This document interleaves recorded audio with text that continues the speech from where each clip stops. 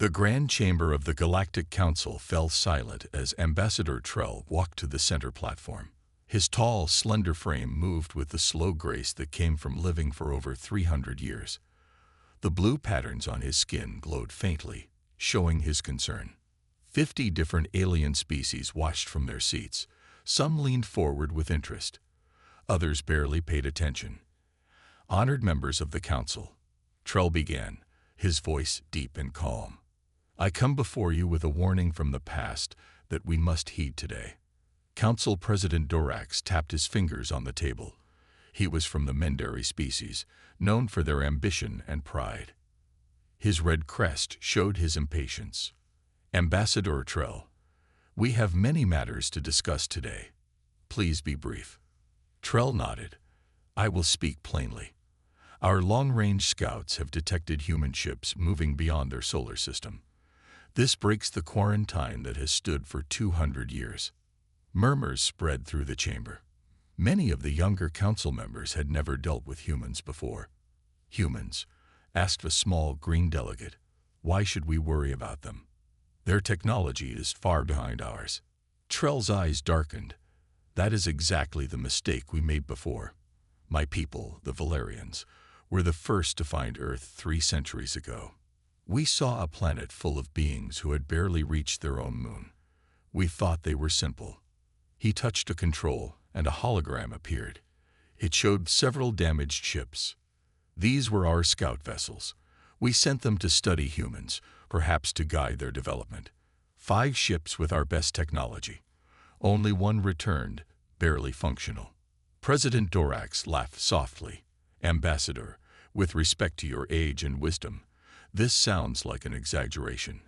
Perhaps your captains were careless. They were not, Trell said firmly. The humans detected our presence and asked us to identify ourselves. When we did not respond immediately, they did not wait. They studied our ships, found weaknesses no one else had ever discovered, and attacked. Another delegate spoke up. But humans have no unified government. They fight among themselves constantly. How could they coordinate such a response? That is their true strength, Trell explained. When faced with an outside threat, humans put aside their differences. They unite. And when challenged, they show a creativity and determination unlike any species we know. He looked around the chamber. That is why we agreed to quarantine their system. Not to protect us from their technology, but to give them time to mature emotionally before joining the galactic community. President Dorax stood. His ambition was clear to everyone. Bringing humans under council control would boost his standing. Thank you for this history lesson, Ambassador, but times have changed. We are not a few scout ships. We represent 50 advanced civilizations. If humans have violated quarantine, they must be reminded of their place. Trell shook his head. You do not understand. Challenging humans directly always ends badly. They do not think like us. Where we see overwhelming power and surrender, they see puzzles to solve and enemies to outlast. What would you have us do? Ignore their expansion? Dorax asked. Approach them with respect. Invite them to join as equals. Any attempt to control them will be seen as a challenge. The council erupted in debate. Most dismissed Trell's warning as the caution of an old species past its prime. They saw opportunity in human resources and territory. As Trell returned to his seat, he whispered to his aide, "They will not listen. They never do." In the back of the chamber, observers recorded everything. Within hours, the information would reach human intelligence networks. The game had begun, and only one side understood the rules. 3 days after Trell's warning, the council chamber was filled again. This time, screens showed images of human ships appearing near trading routes and unmapped systems. The vessels were simple but sturdy, built for exploration more than war. Their technology has improved faster than we predicted, said the science advisor, pointing to the data. They developed faster than light travel on their own, using methods different from ours. President Dorax paced the center floor. This changes everything. They were supposed to remain contained for at least another century. Perhaps we should speak with them directly. suggested a delegate from a peaceful trading species. Learn their intentions before we act. Dorax considered this. It would be better to appear reasonable, at least at first. Send a message. Invite their representative to address the council. 2 weeks later, a human ship arrived at the council station. It was smaller than most alien vessels but showed excellent craftsmanship. From it stepped Ambassador Alex, a middle-aged human with gray at the temples and calm, watchful eyes. The council members studied this human with curiosity. Some had only seen images before. Alex wore a simple blue uniform with a single silver pin showing Earth and its moon. "Thank you for the invitation," Alex said, standing before the council with perfect posture. "Humanity is pleased to finally join the galactic community." "You were not invited to join," Dorax corrected. "You were summoned to explain why you broke the quarantine agreement." Alex smiled slightly. "An agreement we never signed. The quarantine was imposed without our consent when we were too young to object." The human's calm confidence irritated Dorax. "Nevertheless, your sudden expansion concerns many worlds. What are your intentions?" "Simple trade and exploration," Alex replied. "We seek knowledge, resources, and peaceful relations. We have no desire for territory beyond what we need." Several council members nodded, seeing potential benefits in trade with humans. This wasn't going as Dorax had planned. He needed to show strength. "We have reports of human ships appearing in restricted systems," he said sharply. "Systems reserved for developing species under our protection." Alex's expression didn't change. "We were unaware of these restrictions, having never received your navigation charts. We will respect them now that we know." "That's not good enough," Dorax insisted. "We need guarantees. Limitations on your expansion. Regular inspections of your technology." The human's eyes hardened slightly. "We come offering friendship, not submission. We will respect your boundaries, but we will not accept control over our development." Dorax saw his opportunity. He signaled to his aide, who brought forward documents showing altered data, images of human ships edited to appear threatening. "These were taken near the Proxima system," Dorax lied. "Your ships scan defense installations. This suggests military intentions." Alex looked confused.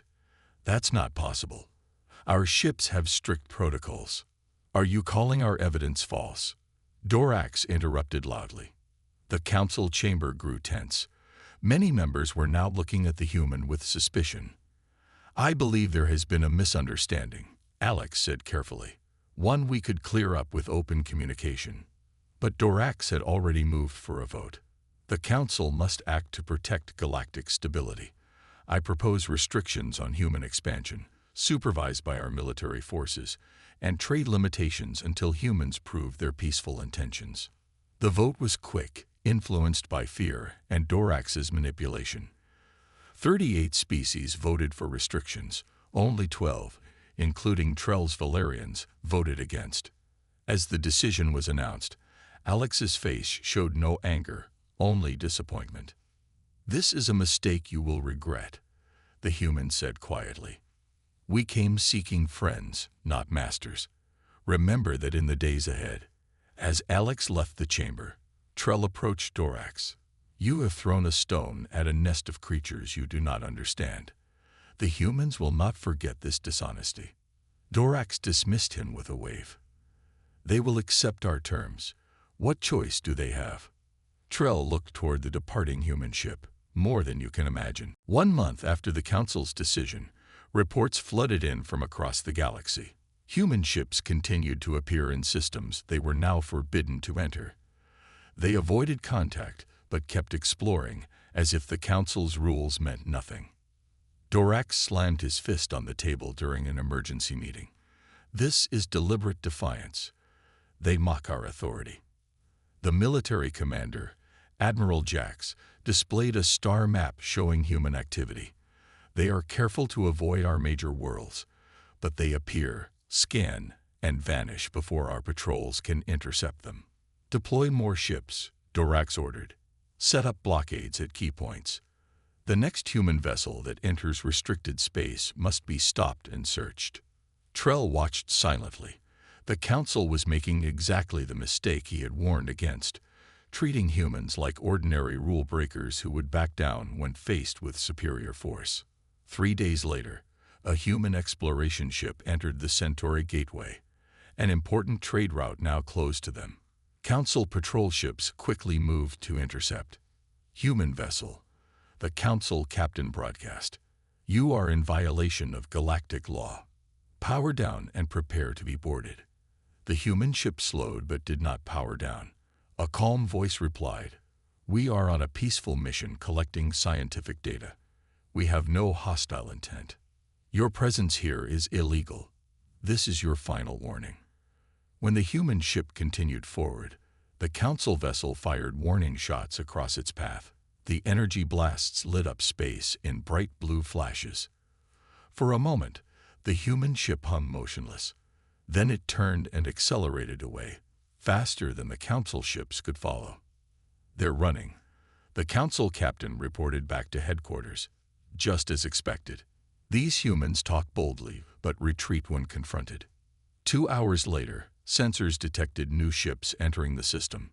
Not one human vessel, but 5. They moved in perfect formation, their engines leaving no energy trail to track. At their center was a larger ship with markings of authority. "Attention Council forces," came a new voice. "This is Admiral Pike of the Earth Defense Fleet. Your unprovoked aggression against our research vessel cannot go unanswered." The Council captain sputtered in shock. "Unprovoked. Your ships are forbidden in this sector." "By a rule we never agreed to," Pike replied. "Nevertheless, we will demonstrate why such actions are unwise." What happened next left the Council forces stunned. The human ships didn't attack with weapons. Instead, they launched small devices that attached to the Council vessels' hulls. Within minutes, the alien ships lost power and drifted helplessly. Admiral Pike's voice came again, calm as before. "We have temporarily disabled your systems. No permanent damage has been done. No lives have been taken." Council reinforcements arrived 6 hours later to find their ships intact but embarrassed. The crews reported the humans had boarded, treated them with perfect courtesy, and left after downloading their navigation data. When Dorax heard the news, his crest flared red with rage. "They humiliated our forces. This cannot stand." Trell spoke up at last. "Notice what they did not do. They did not destroy ships they could have destroyed. They did not harm crews they could have harmed. They showed restraint. They showed disrespect." Dorax shouted. "They showed precisely who they are," Trell countered. "Humans respond to force with greater force, but they prefer to avoid bloodshed when possible." The captured crews reported the human admiral said something important before leaving. "What was that?" asked another council member. He said, "We return your people unharmed as a gesture of good faith. Please convey our message to your council. Reconsider your position. We seek friendship, not conflict, but we will not be bullied." Dorax paced angrily. "They disable our ships, steal our data, and call it friendship. No, this is weakness disguised as mercy. If they were truly strong, they would have pressed their advantage." Trell sighed heavily. "That is exactly what they want you to think. While you see weakness, I see calculation. They are giving us a chance to change course before they show their true capabilities." But Dorax had already made up his mind. "Prepare the combined fleet," he ordered. "It's time to show these humans the full power of the Galactic Council." The Council war room buzzed with activity as representatives from 12 advanced species gathered around a massive holographic display. At the center stood Fleet Admiral Vosh, a veteran of 3 interstellar conflicts, his scaled skin bearing the ceremonial markings of past victories. "The combined fleet is assembled," Vosh announced. 200 capital ships, 500 support vessels, and the latest weapons technology from all our worlds. Dorax nodded with satisfaction. The humans have had their chance to submit peacefully. Their continued defiance leaves us no choice.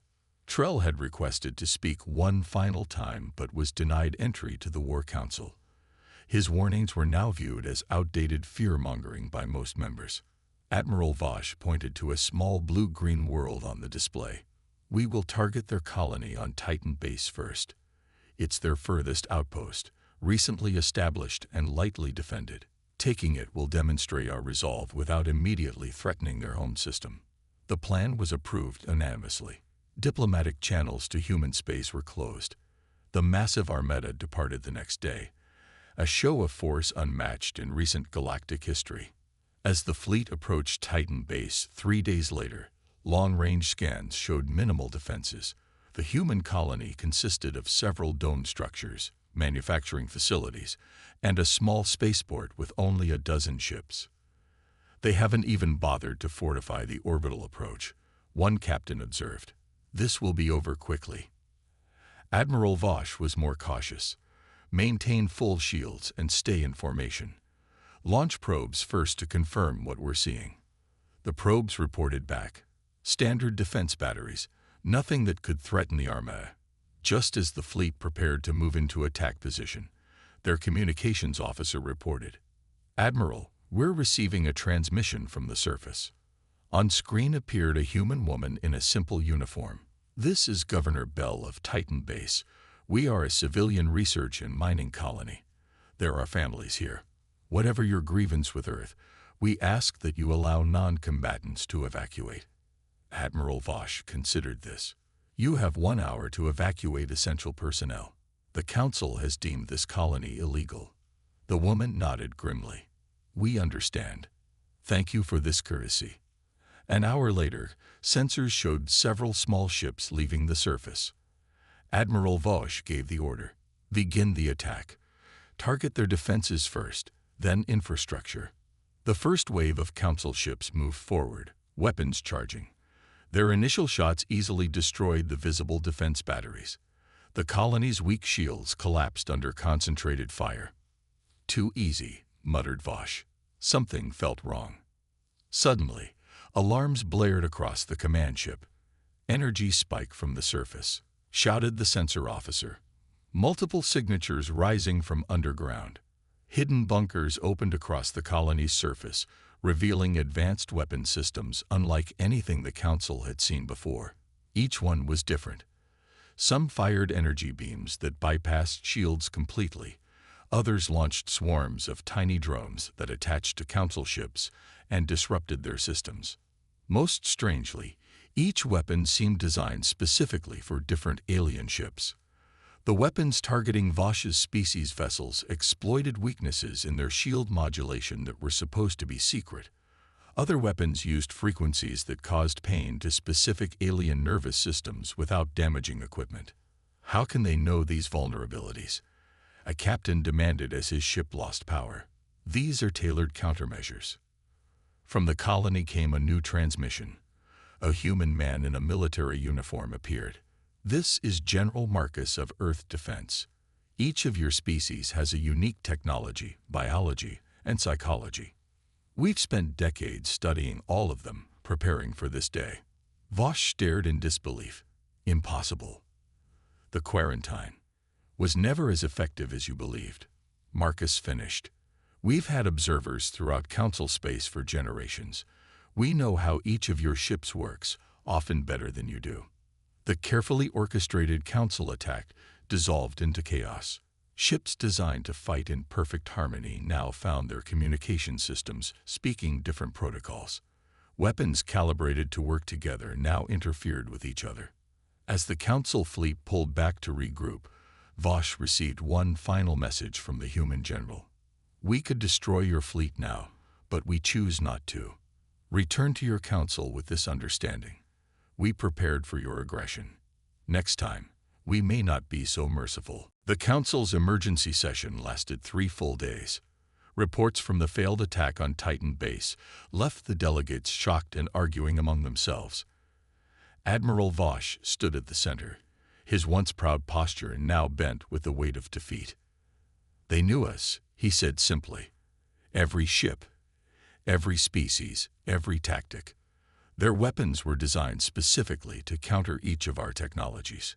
President Dorax paced nervously. This disaster threatened his position. How is this possible? Their data on our military capabilities should be centuries out of date. A new voice entered the conversation.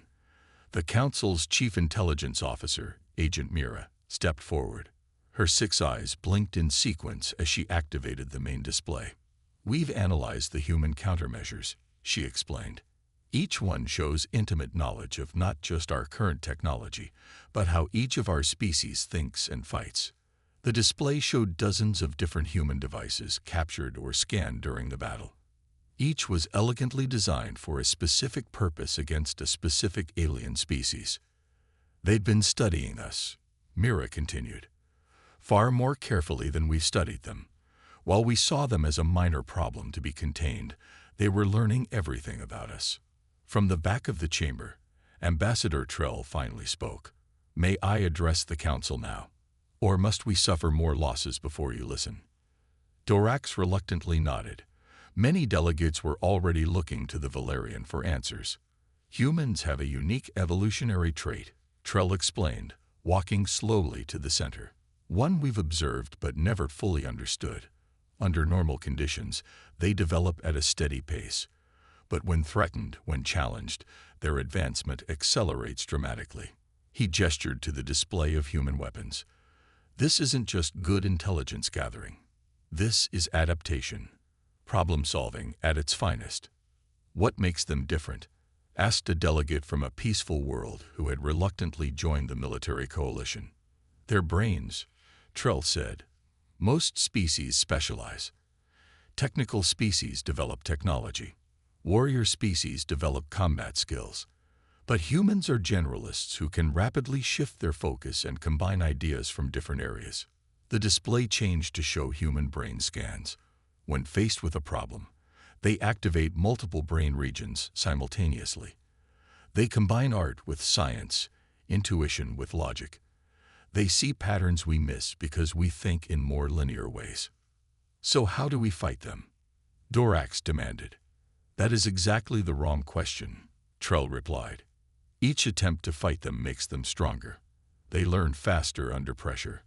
They adapt more quickly when threatened." The next day, as the Council continued debating, reports came in of human counterattacks. But they weren't what anyone expected. "They're not targeting our military," Agent Mira reported with confusion. "They're hitting communication relays, data centers, and supply depots. Minimal casualties, maximum disruption." General Marcus appeared on human broadcasts across Council space. Somehow, they had gained access to all communication channels simultaneously. "We don't wish to destroy your ships or take your worlds," he stated calmly. "But we will not allow you to threaten our colonies. Each species in your council uses different technologies and tactics. We have studied them all and developed specific responses for each." As if demonstrating this claim, the humans launched precisely coordinated operations across a dozen systems. The warrior Credor found their neural command networks jammed. The hive mind Vex discovered their communication pheromones duplicated and confused.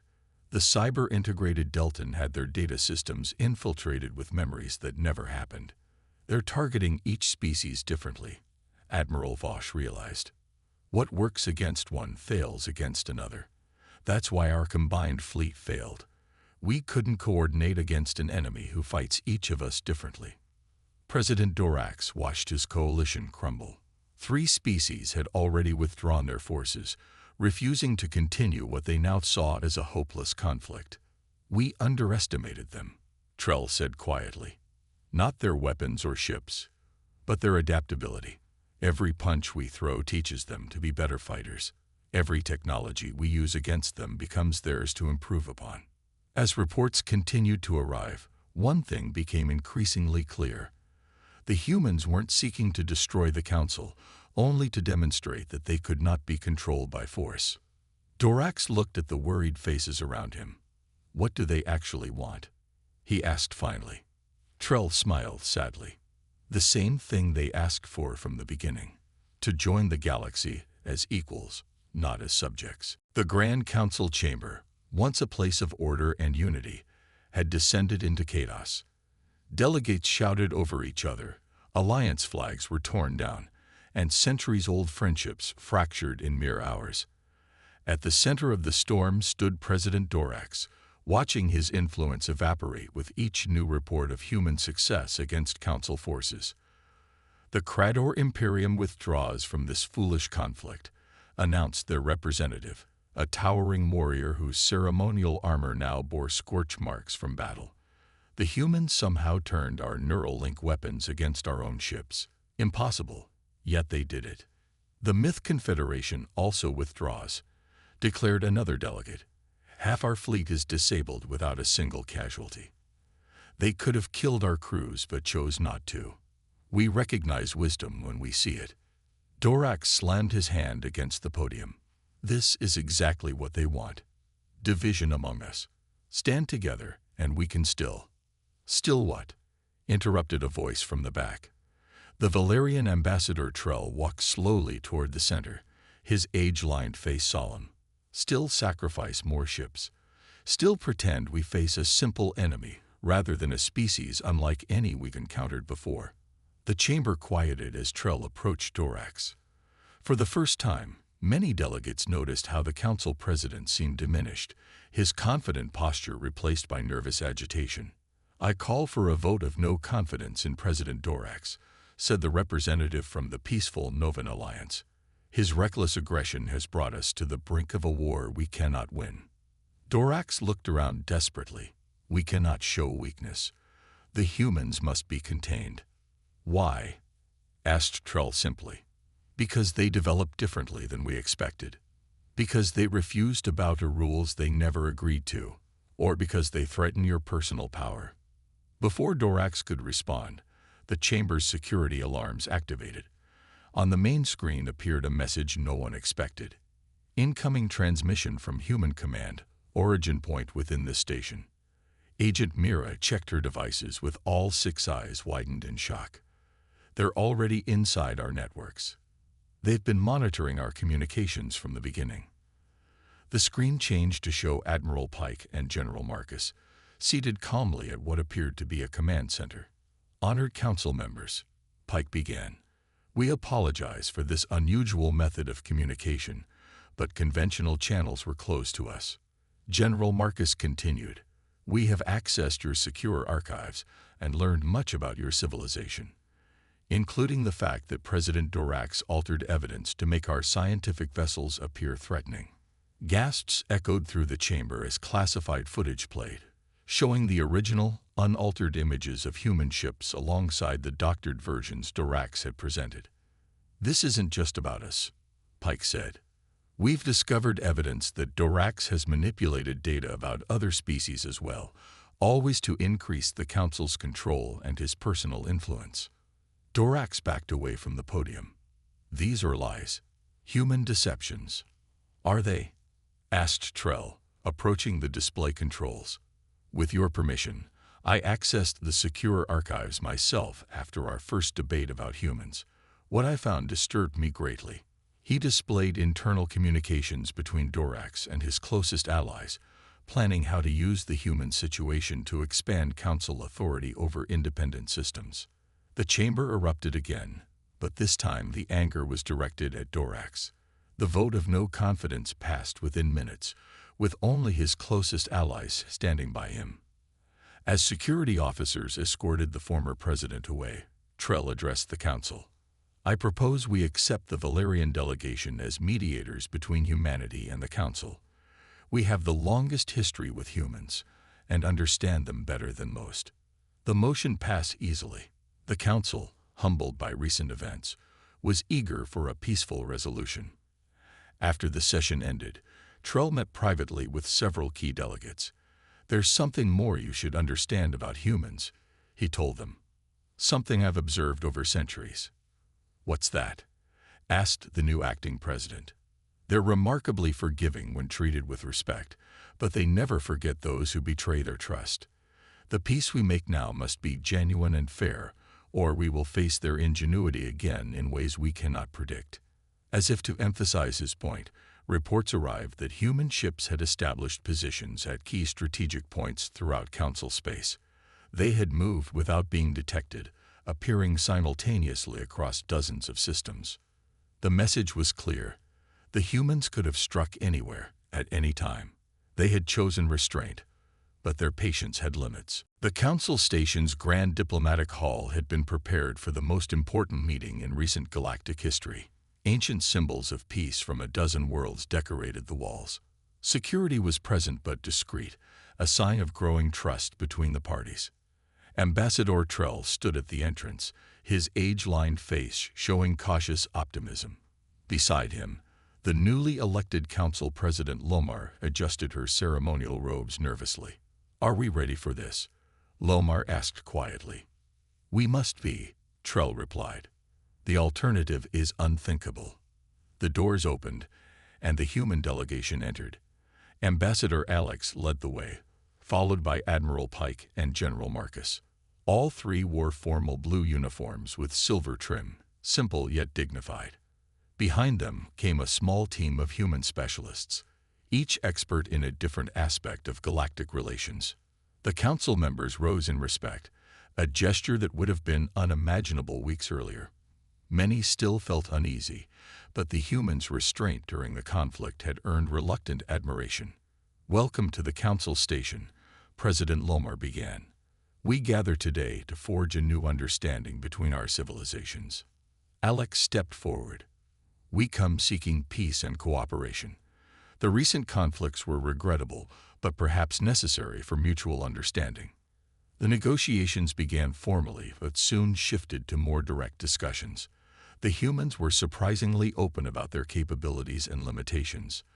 They explained how they had studied Council species for decades, preparing defenses while hoping they would never be needed. "We've known about the Council since our early space exploration," Admiral Pike revealed, causing murmurs of surprise. "Your quarantine was effective against our ships, but not against radio waves. We intercepted your communications long before we could reach your stars." "Why didn't you announce yourselves sooner?" asked a delegate. "We weren't ready," General Marcus explained. "We needed to understand the galactic community before joining it.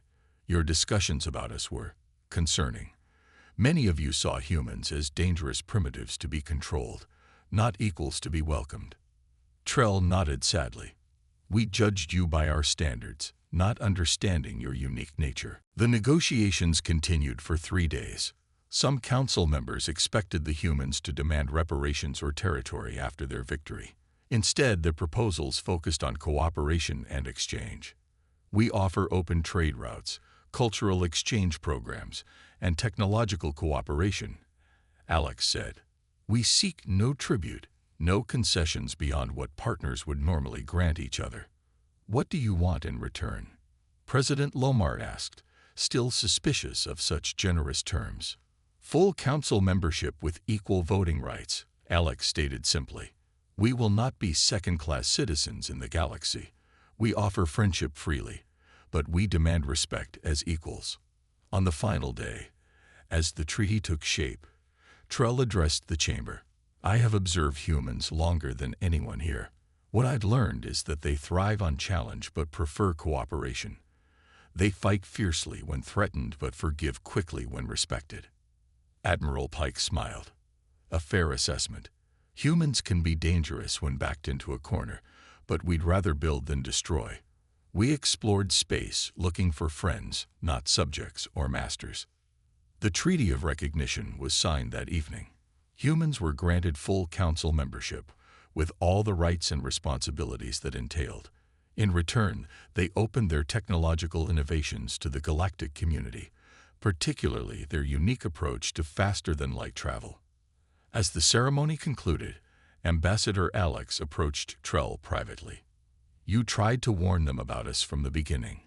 Why?" "Because I recognized in humans something rare," the old Valerian said.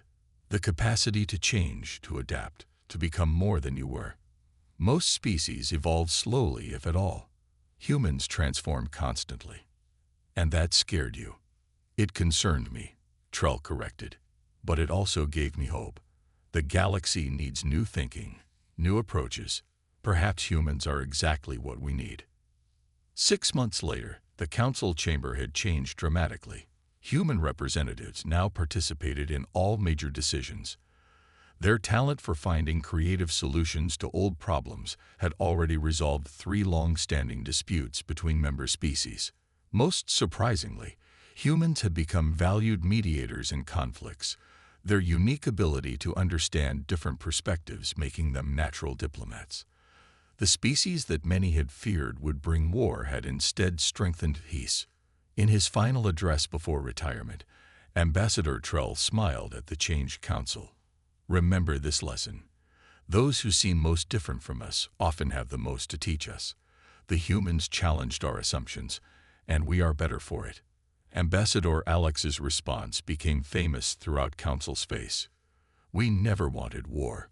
We just refused to be controlled. Now, let's see what we can accomplish together.